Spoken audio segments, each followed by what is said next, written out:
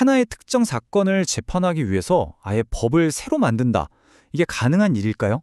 최근 새로운 법이 하나 통과됐는데 이걸 두고 어떤 보고서에서는 입법 독재라는 아주 강력한 표현까지 썼습니다. 오늘 이 시간에는요, 도대체 왜 이런 비판이 나오는지 그 보고서의 논리를 하나하나 따라가 보겠습니다. 자, 이 보고서가 던지는 질문부터가 아주 도발적입니다. 재판관을 재판하는 법이라니, 이게 무슨 말일까요? 그러니까 국회가 특정 사건 하나만을 위해서 특별재판부를 만들어버린다. 이게 도대체 어떤 의미를 갖는 걸까요?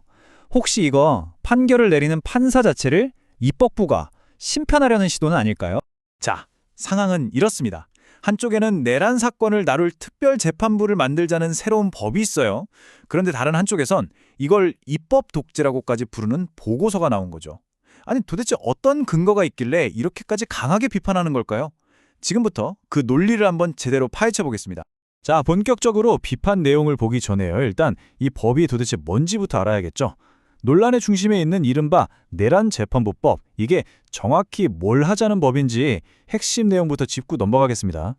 이 법은 2025년 12월 23일에 통과됐습니다. 겉으로 내세운 목적은 내란 같은 아주 중대한 범죄를 전담할 재판부를 만들자는 거예요. 뭐 그럴듯하게 들리죠. 하지만 보고서는 바로 이 지점을 파고듭니다. 이 법이 사실은 12월 3일 계엄 사태라는 딱 하나의 사건을 겨냥해서 만들어졌다는 거죠. 게다가 야당의 필리버스터, 그러니까 합법적인 의사 진행 방해를 강제로 끝내고 통과시킨 그 과정 자체도 문제가 많았다고 지적하고 있습니다. 자, 그럼 이 법의 가장 핵심적인 변화, 이게 진짜 중요한데요. 원래 우리 사법 시스템에서는요, 판사를 어떻게 배정하느냐? 컴퓨터가 무작위로 랜덤으로 돌립니다. 왜냐? 공정성 때문이죠. 누가 맡을지 아무도 모르게 해서 어떤 외부 압력도 받지 않게 하려는 겁니다. 그런데 이 새로운 법은 이 가장 중요한 원칙을 그냥 건너뛰어버려요. 내란 사건은 특별재판부라고 미리 정해놓은 곳에 그냥 바로 배당해버리는 거죠. 보고서에서는 이걸 아주 재밌는 비유를 드는데 마치 축구팀이 자기네 경기 심판을 직접 고르는 거나 마찬가지라는 거예요. 이 비유로 정말 핵심을 찌르지 않나요? 이 표를 보시면 그 변화가 한눈에 들어옵니다. 한번 같이 보시죠. 먼저 사건 배당. 원래는 컴퓨터 랜덤이었는데 이젠 그냥 콕 집어서 지정하는 방식으로 바뀌었죠. 보고서는 이걸 재판관 쇼핑이라고 부릅니다. 입맛에 맞는 판사를 고를 수 있다는 거죠. 그리고 재판관 선정.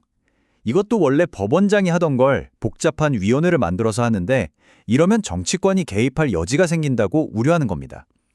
근데 진짜 놀라운 건 마지막이에요. 수사 초기에 구속 여부를 결정하는 영장 판사까지도 따로 지정한다는 겁니다. 이건 뭐 사실상 수사 시작부터 판결 끝까지 완전히 다른 특별한 법의 길을 하나 새로 만들어버리는 거나 다름없다는 얘기죠. 자, 여기서부터는 이야기가 훨씬 더 심각해집니다. 이 보고서는요, 이게 단순히 절차가 좀 이상하다 이런 수준의 비판이 아니에요. 아예 이 법 자체가 헌법에 위배된다, 즉 위헌이라고 주장하고 있습니다. 과연 이 법이 대한민국의 근본 원칙을 흔드는 걸까요? 우리 헌법 101조를 보면 딱 이렇게 쓰여 있습니다. 사법권은 법관으로 구성된 법원에 속한다. 아주 명확하죠. 보고서는 바로 이 조항을 근거로 드는데요. 여기서 말하는 사법권이라는 게 그냥 재판만 하는 걸 뜻하는 게 아니라는 겁니다. 어떤 판사한테 어떤 사건을 줄지 결정하는 이른바 사법행정까지도 전부 사법부의 고유 권한이라는 거죠. 그런데 국회가 법을 만들어서 이 사건은 이 판사들한테 줘! 라고 정해버리는 것. 이건 사법부의 영역을 침범하는 명백한 월권이라는 주장입니다. 그래서 보고서가 주장하는 위헌 논리는 크게 세 가지로 정리됩니다. 첫째, 방금 말씀드린 권력분립 위반, 입법부가 사법부 일에 간섭했다는 거죠. 둘째, 평등권 위반. 이게 좀 재밌는 개념인데 이 법이 처분적 법률이라서 그렇다는 거예요. 처분적 법률이 뭐냐면 보통 법은 모든 사람에게 적용되잖아요. 근데 이건 마치 특정인한테 벌금 딱지 끊듯이 딱 그 사람들만을 겨냥해서 만든 법이라는 의미입니다. 그리고 마지막 셋째, 적법 절차 위반. 누구에게나 공정한, 랜덤으로 배정된 판사한테 재판받을 권리가 있는데 그 권리를 빼앗았다는 겁니다. 보고서는 여기서 멈추지 않고 시야를 전 세계로 넓힙니다. 이런 식의 법이 과연 다른 나라, 특히 법치주의가 발달한 나라들에서는 어떻게 받아들여질까 하고 묻는 거죠. 혹시 우리가 넘어서는 안 돼, 어떤 국제적인 법의 레드라인을 넘고 있는 건 아닐까요? 먼저 영미법의 아주 중요한 개념인 사권 박탈법이라는 게 있습니다. 말이 좀 어려운데 쉽게 말해서 국회가 법원의 재판도 없이 법으로 특정인을 콕 집어서 너는 유죄야 라고 선언하고 처벌해버리는 거예요. 이건 그냥 입법부가 재판관 노릇까지 하는 거니까 입법 독재의 대표적인 도구로 꼽힙니다. 그래서 미국 같은 나라에서는 아예 헌법으로 이런 법은 절대 만들 수 없다고 못 박아놨죠. 자, 그럼 이 사건박탈법 개념이 지금 우리가 다루는 법이랑 무슨 상관이냐? 보고서는 이렇게 주장합니다. 이 법이 직접 아무개는 유죄다라고 말하진 않아요. 하지만 사실상 그와 똑같은 효과를 낸다는 거죠. 특정 사람들을 딱 겨냥해서 그 사람들한테만 불리하게 설계된 특별한 재판 절차를 만들어버리잖아요.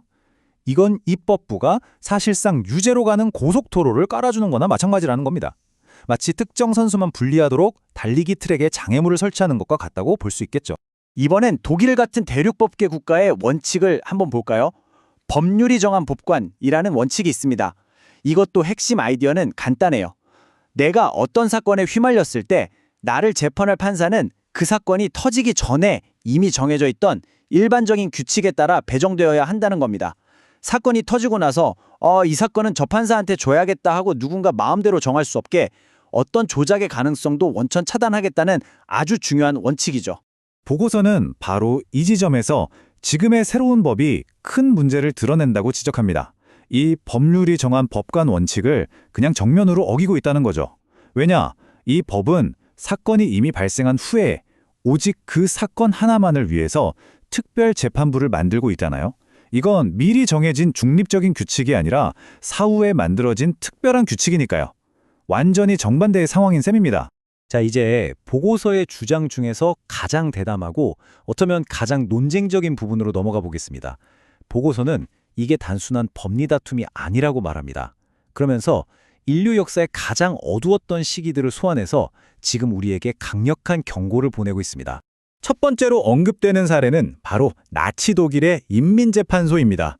정말 악명 높은 곳이죠. 근데 여기서 주목해야 할 건 이게 어떻게 만들어졌냐는 거예요. 당시 히틀러가 어떤 정치적 사건에 대해서 일반 법원이 무죄 판결을 내리니까 그 결과에 격분해서 아예 자기 입맛에 맞는 판결을 내릴 특별재판소를 만들어버린 겁니다. 한마디로 정해진 답을 내놓을 재판소가 필요했던 거죠.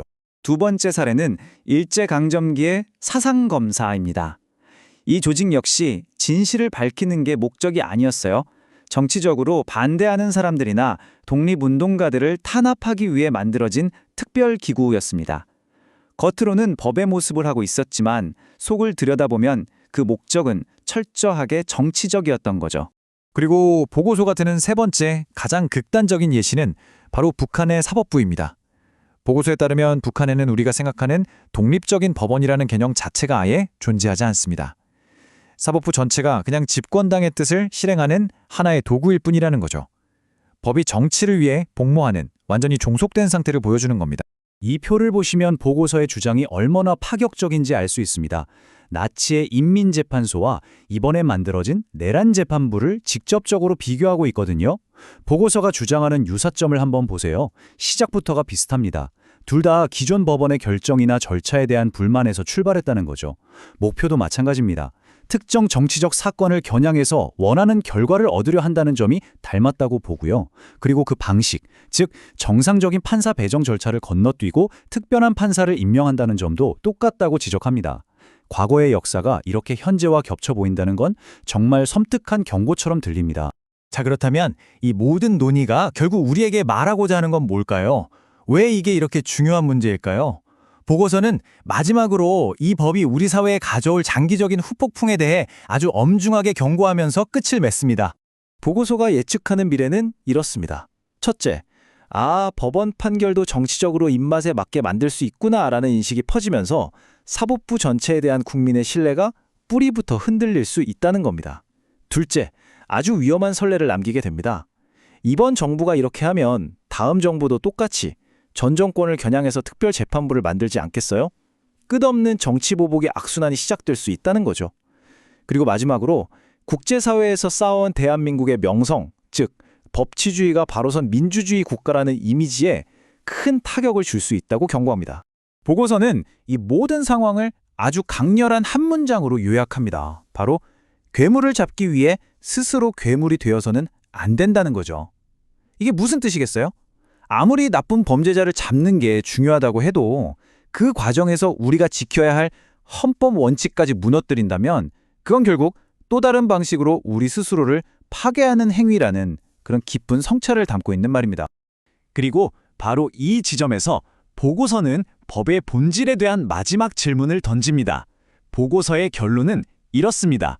법은 국민의 방패여야 하지 권력자의 칼이 되어서는 안 된다. 그래서 오늘 이 분석을 마무리하면서 우리 모두에게 하나의 근본적인 질문이 남는 것 같습니다. 과연 이 법은 권력자의 칼일까요? 아니면 국민의 방패일까요? 이 질문에 대해 우리가 어떤 답을 내리느냐가 바로 우리 사회가 얼마나 건강한 민주주의를 지키고 있는지를 보여주는 척도가 될 겁니다.